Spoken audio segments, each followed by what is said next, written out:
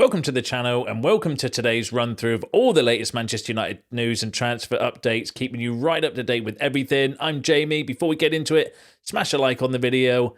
Let's jump straight into it. So let's kick off with the striker news, because my God, we need a striker, don't we?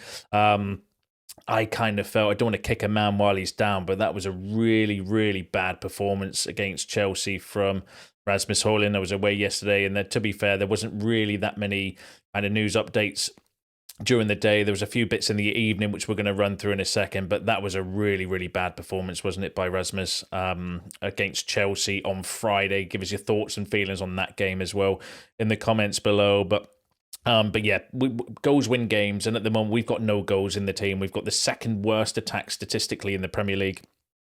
So strengthening in that area, you know, we know it's the number one priority for the club going forward, and rightly so as well, because it is a massive area of concern. There's just no goals in this team, is there? So let's run through the latest there. So one of the players we've been heavily linked with, Viktor Gyökeres, that noise is not going away. So Fabrizio Romano has said that Manchester United remained interested in Viktor Gyökeres. His future will be clear in the next few days. Obviously, congratulations on Sporting winning the title. I think he's come out kind of with a few things, saying that he's just concentrating on the next few games. I think they've got a cup final and like another couple of games to still play with Sporting. So he's still been a little bit coy on his future from his kind of comments after the title win as well. And congratulations again to Sporting for that. This was from a piece on Gimme Sport. He does like a daily news column or daily update kind of column on there as well, where he said that interest remains from Arsenal and Manchester United, but it will be clear in the next few days as Victor remains focused on Sporting until the end of the season. So Fabrizio Romano still saying that there is interest from Manchester United in Viktor Gyökeres. Obviously, we don't know. You know, we don't know what position we're in at the moment as well, which is why I think we're a little bit kind of still getting linked with players like Viktor Gyökeres, because if we get Champions League, then that does open up different avenues and different doors for us as well. But the kind of widely reported striker we're interested in, as we know, is Liam Delap. Liam Delap and Matheus Cunha. And the reason for that is because we have the money to go and get those two, even without Champions League football.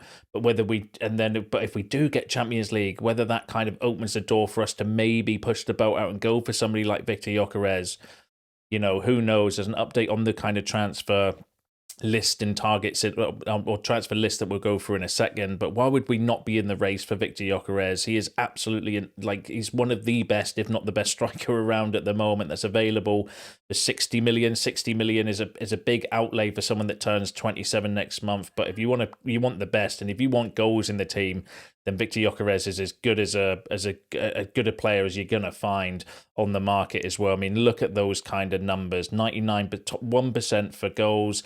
Top 99 for non-penalty goals, top 98 for shots, 91 for assists, 97 for assisted goals or expected assisted goals, 99 for shot creating actions. You know, he is a absolutely elite level forward. So, you know, why would we not be interested in him when our forwards and our strikers are, you know, championship level at best, I think, is a polite way I'm going to say how to describe our forwards at the moment. But, you know, 51 appearances, 53 goals, 13 assists is not a bad record, is it? You know, so it's really interesting from Fabrizio Romano to say that the interest is still there. The reports are, though, that Arsenal are favourites for him. They're seen as a more stable club for him. Obviously, can guarantee at this moment Champions League football. Obviously, we don't know at this stage, because we've obviously got the match on Wednesday, whether we're going to get Champions League football, whether if we do get Champions League football, it would change Gyökeres' mind. But there's a reluctance at the club as well to pay £60 million for someone that turns 27 with a big, you know, it's a big outlay for somebody of that kind of age who's going to want, what, like a 4 or 5 year contract, maybe that will take him up into his early 30s. Do United want to kind of go down that route of doing those sort of deals? Who knows? Does Gyökeres want to come? Who knows? There's a lot of question marks around the deal. The deal, but the fact that Romano is saying that interest in Gyökeres, and that we'll know in the next few days, so we're going to keep an eye on it for you. That could be an interesting one if we do make the Champions League. I think we don't make Champions League, I don't think we're going to get Viktor Gyökeres, but if we did, then potentially there might be something in that, because obviously that increased increased revenue from Champions League football could mean that we go more for these type of players. But keep an eye on it for you. Give us your thoughts and your shouts below in the comments though on Viktor Gyökeres. So let's move on to the transfer list. So Manchester United have reportedly drawn up 2 lists of transfer targets, which one they turn to will depend on the outcome of Wednesday's final against Tottenham Hotspur. According to the Mirror, 2 lists have been drawn up, with one pursued if they play Champions League football next season. The other list is said to be less expansive due to there being no European football. Both lists are, however, said to have been designed to mould a squad that will be able to deliver a tactical plan brought forward by Ruben Amorim. Now, that came from the Mirror. I initially saw the story in the Manchester Evening News, but read the report in the Mirror, which is effectively what we've been saying and what some of you have been saying in the comments as well for the last few months, really, is that United have got two potential routes to go down, one of transfer lists. So one without Champions League football, one with Champions League football. And obviously we will know our fate on Wednesday, because if we win that game, then they've got the transfer lists and targets available for Champions League budget, and then they've got the transfer lists and targets available with non-Champions League budget. That might evolve more player sales, because you've got to remember as well, if we're only playing once a week, we're not going to necessarily need a bigger squad as well. So that could, but we could still go for strengthen the squad. But a lot of it might depend on player sales. So player sales might become more key if we don't get Champions League football. But if we did, then we are going to need to bring in a lot more, I would say, quantity and quality of players. We need multiple players to be able to, look at this season. We can't compete in two trophy. We can't go for Europa League and Premier League, because our Premier League form has massively dropped off a cliff. Like, we've got 2 points since April, I think, which is pathetic. Because we've been focusing on the Europa League, and we can't have that. We need to be able to compete on both fronts, in my opinion, as well. So that's kind of interesting that it came from the Mirror, confirming what we've been saying, where they do have set A transfer targets and set B as well. And I suppose it's good that they've got a plan. And the encouraging thing I felt from that report as well was that they want, they are looking at to improve the squad that will be able to deliver a tactical plan brought forward by Ruben Amorim. So, i.e., bringing players in for the kind of, not necessarily just the tactic, the 3-4-3 or 3-4-2-1, but more the style of play. We know the style of play we want going forward. Omar Barada said it in one of his interviews when they announced the new stadium and stuff, saying that we want possession-based attacking football. That's the profile that they're going for. That's the style of play that the hierarchy at United want, possession-based attacking football. And at the moment, we don't necessarily have players to play possession-based attacking football. So it's going to be really interesting to see what happens in the transfer window. And obviously, a lot of that will be dictated to by how we perform on Wednesday. And my God, I hope we win that game, because then I can just, be happy about that and then erase the rest of this Premier League campaign from memory. But give us your thoughts on that in the comments below. Now, one player that we have been heavily linked with recently, Mastantuono. So Manchester United have spoken to Franco Mastantuono's camp this week. That came from Graham Bailey. In a report, he actually said the following. So Manchester United have spoken to his people this week. However, the thing with Mastantuono is that although he turns 18 in August, I have had it confirmed to me that he won't be moving until 2026. United are in the running, but the plan wasn't for him to move this summer anyway. Real Madrid are in the driving seat, but United are not out of the equation. I don't think anyone will pay his €45 million or £38 million release clause, though, but he really does want to join Madrid. However, we will have to see, because there isn't really room for him at Madrid. But over the last 10 days, United have definitely held talks with him. Arsenal, Chelsea and Liverpool are also interested. So that came from Graham Bailey. Now, what I will say straight away is Graham Bailey is a hit and miss journalist. He can be sometimes, a hit, sometimes a miss. I hope this is one of his kind of, reports where it's kind of plausible. I mean, there's a lot of detail in there, though, as well. So that does sound like he's kind of been told or heard something regarding that situation as well.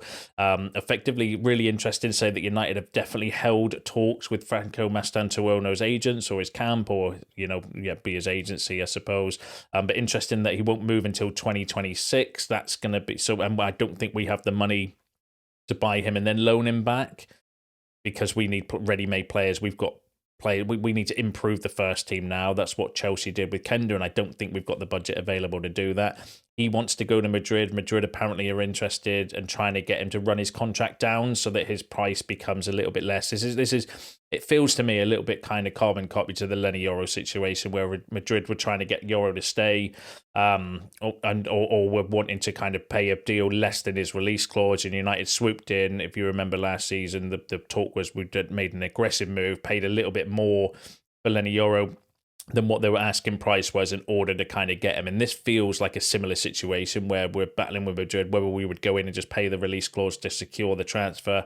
Who knows? It's one to kind of keep an eye on, but it's encouraging that we're in the race, or in the mix. And according to Graham Bailey, we have spoken to his camp this week as well. And you don't do that if you're not interested in the player as well. So it's one that I'm keeping an eye on. I like Mastantuono. I think he looks a very, very talented young player, one I would be massively excited about getting.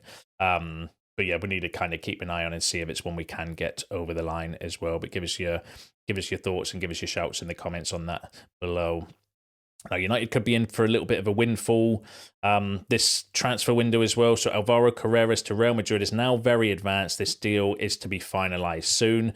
That came from reports in Spain. So there's been multiple reports from Spanish outlets suggesting that that Real Madrid are looking to get Alvaro Carreras, and because we have a 40% sell-on clause, if they've sold him for 50 million, then we would look to pocket around 15 to 17 million pounds, depending on the actual kind of price as well, which will be really good for us, where we could get that kind of little windfall from Alvaro Fernandez's sell-on clause. And that's the only good thing about that deal, in my mind, is the fact that we did that kind of sell-on clause, because everything about the Fernandez deal just makes very little sense to me. We sold a very good young left-back in a time where we didn't have any left backs, and then we didn't sign a replacement for another 12 months as well. What an insane, I just don't understand that transfer deal still. But then I don't understand a lot. The more time goes on, the more you look back at the transfer we did under Ten Hag and Woodward and John Murta over the last few years, the more you kind of question what on earth we were thinking and what on earth we were kind of doing. And this would be one of them, in my opinion, the Alvaro situation, because to sell him and then have no left back for a year, like, what sort of team does that? What was the thinking behind that? And we were playing Amrabat and Lindelof at left back for some games as well. Let's not forget, after we'd sold Alvaro, which was absolute insanity to me. And then not go for another one in the summer as well. Like, really, really bizarre. Now, in terms of us signing him back, Romano has said no, that Manchester United are not triggering the buyback clause on Alvaro Fernandez's deal because they invested on Patrick Dorgu already. So we're not going to use, I think we can buy him back for 18 million, but we're not going to do that according to Romano. So we're not in the race, but we could be in for a bit of a windfall if we were... If Real Madrid do go for him, because we've got a 40% kind of sell-on clause as well, which is the only good thing about that deal, as I said. But give us your thoughts on that in the comments below. And that obviously helps us with this kind of, because that could fund a goalkeeper.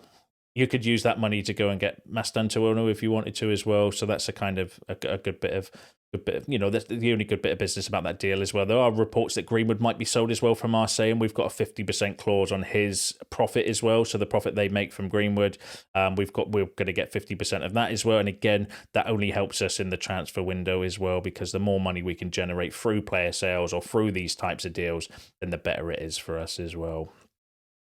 So Manchester United and Chelsea have both expressed interest in signing AC Milan defender Theo Hernandez this summer. Now, that came from Tutu Meccano. Tutu Meccano are not the most credible source.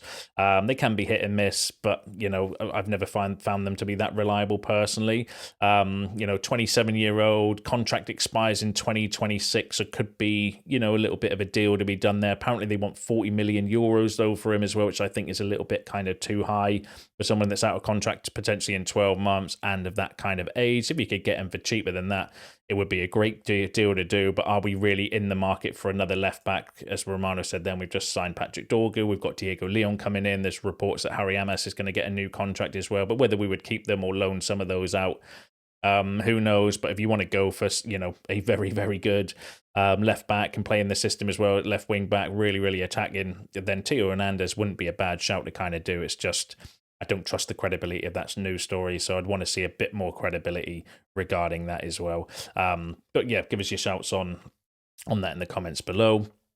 Now let's move on to the goalkeeper situation. So Manchester United have received an offer for goalkeeper Altay Bayindir, according to reports in Turkey. Posta claimed that Besiktas have made an offer of €3 million, so £2.5 million, but United want a fee of €6 million, so £5 million. There is also said to be an offer on the table from Besiktas that includes a loan with an option to buy. So if we remember the stories recently regarding the goalkeeper situation, is that it does look like it's a sell to buy situation. So we need to sell a goalkeeper in order to buy a goalkeeper. Obviously, we know that we are looking at goalkeepers. Did a video the other day with a kind of list of some of the names that are being linked, all around the 20 to 30 million pound kind of price range. Muppeteers were saying that if we got some money for Bayindir, then because of a monetization and PSR rules, that would then allow us to go and spend, 20 million on a goalkeeper as well. So that's one to kind of keep an eye on. Yeah, because I do think we need a new goalkeeper personally, and I know some of you share that thought, they'll share that opinion in the comments below as well. So that will be an interesting one to keep an eye on, because if Bayindir does get sold, then we are going to get another goalkeeper. Hopefully one that can kind of, take over the number one spot from Onana, and then maybe Onana goes onto the bench, or at least then puts pressure on Onana to stop making mistakes, because that way at the moment there's no repercussions because Bayindir's not as good as Onana, which is saying something. But when Onana makes those mistakes, he knows he's not going to be kind of penalised for it, really, because we've got no choice but to play him as well, which is annoying. But yeah, we'll keep an eye on that situation. Give us your thoughts on the goalkeeper situation down below, as I'm sure you will.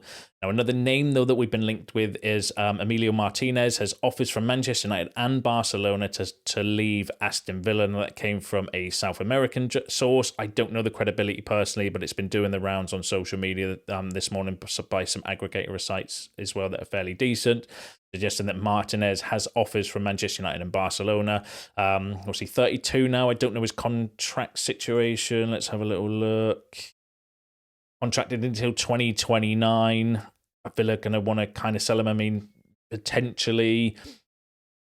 I mean, I'd take anybody at the moment in the goalkeeper situation. That's how bad I feel about our kind of goalkeepers as well. My nephew will be happy with that. He's a keeper that he keeps kind of mentioning as well, that we should be going for. Martinez has that kind of shithousery around him as well. As a good shot stopper, good on the ball. Like there's plenty to be, optimistic about, if that story is to be believed, about Martinez. So yeah, not the worst idea I've heard of. It's just, would Villa, I don't know how much Villa would want for him. Could there be a deal done with the Rashford, situation, something there potentially? But we need to keep an eye on it. I'd want to see a bit more credibility personally regarding that. But another name to throw in the mix, I suppose, of goalkeepers linked with United. And Barcelona want to sign Marcus Rashford on an initial loan with an option to buy from Manchester United. Now, that could be, if we don't get a seller, or so we don't get a buyer for Marcus Rashford, because of the reports the other day were obviously is on high wages. He doesn't want to take a pay cut.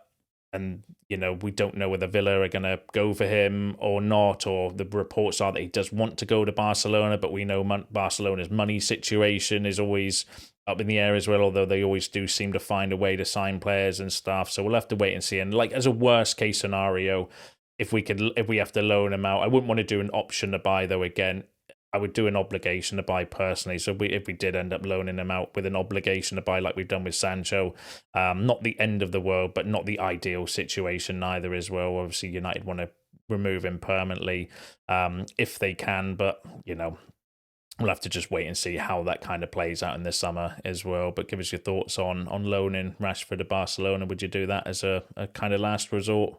Give us your shouts in the comments below. Now let's go through the Rasmus Højlund stuff. So the coaching staff have been losing patience with Hojlund for some time. Teammates were hesitant about passing the ball to Hojlund last season, and it has been more brazen this season. And that came from Samuel Lucas, who is a bit of a shit stirrer, but is also connected at United as well, which makes him even more annoying, because you don't know what to believe from him, because he could just be completely made up, or it could be actually well sourced as well, because he's leaked the team, like he leaked the Manchester team news ahead of the derby 24 hours beforehand. So there's clearly somebody or people at the club that are telling him things. but he is a shit stirrer. He does like to rub the salt in people's wounds as well, suggesting that coach and staff have been losing patience with Højlund for some time. Teammates were hesitant about passing the ball to Højlund last season, and it's been more brazen this season. So he did a hit piece last year on Højlund saying that players don't want to pass him the ball. But then, so while I don't, I don't know how I feel about that kind of story. How many we have seen examples of that though this season where players are not passing the ball to Rasmus Højlund. So is there some kind of truth in that, or again is he just shit stirring and kicking a player while he's down in Højlund? But he also said in his report that senior figures at United are not having Højlund. One well-placed source suggested he does not work hard enough. They can cut loose as it is well established that Højlund will be replaced in the summer. So obviously we do know that we are looking for a striker. So it's one of these from Samuel Lucas. What do you kind of believe? Like it's, you let me know what you think in the comments, because you're quite good at filtering through bullshit and stuff as well. I think it's a hit piece personally, but I could potentially also see that it's true, because remember Omar Barada's got a 2-year thing that if you don't perform within 2 years, then that's enough time. They'll look to kind of move them on. I don't think Rasmus Højlund's covered himself in any glory this entire season as well. Yes, he had a decent start to his kind of career last season. 16 goals I think he got in the end, but this season he's been a shadow of a player with the quality to lead the line for Manchester United. You know what I mean? So everyone with half an eye can see that we need a striker, and that Højlund just doesn't look up to it at the moment. I've heard others saying that it's like playing with 10 men with Højlund at the moment, and I actually kind of share that opinion as well at the moment. I don't judge strikers on at United on goals, because we know that there is a lack of service. But it's the stuff outside of goal scoring that's kind of being an issue now with Højlund. His hold up play, can't keep the ball, can't pass the ball. His positioning is terrible. He works hard and he runs around a bit as well, but he's no Carlos Tevez with that neither as well. So he is becoming, it's a massive problem for us, the goal scoring, but it has been all season. But yeah, give us your thoughts on the Samuel Lucas kind of story in the comments below. On Højlund himself, though, Amram said this in his post-match press conference. He fights for every ball, loses a lot of duels, wins some duels. He needs to improve the connection. He's improving. I'm really happy with him. He just needs to continue to work hard. But to be fair, Ruben Amram's not going to come out and say anything negative against his players ahead of a massive cup final. That would just be stupidity to come out and share any thoughts. I'm sure he sees what we see. Ruben Amram's a smart guy.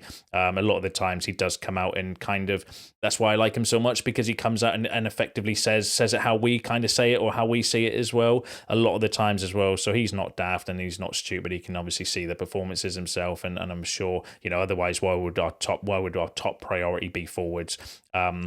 But it is what it is regarding can't change it now. We've got 2 more games left. Hopefully he does well on Wednesday, and then I couldn't care less what happens in the summer, because I'm of the opinion now we need to strengthen. We need better quality of players in the team, throughout the team as well. So it's going to be interesting to see what kind of happens. But give us your thoughts on that in the comments below. Give us your thoughts on all the other topics discussed in today's video, because that's you all up to date with the latest Manchester United news and transfer news. Smash a like on the video on your way out. Subscribe to the channel if you are new. See you in the next one.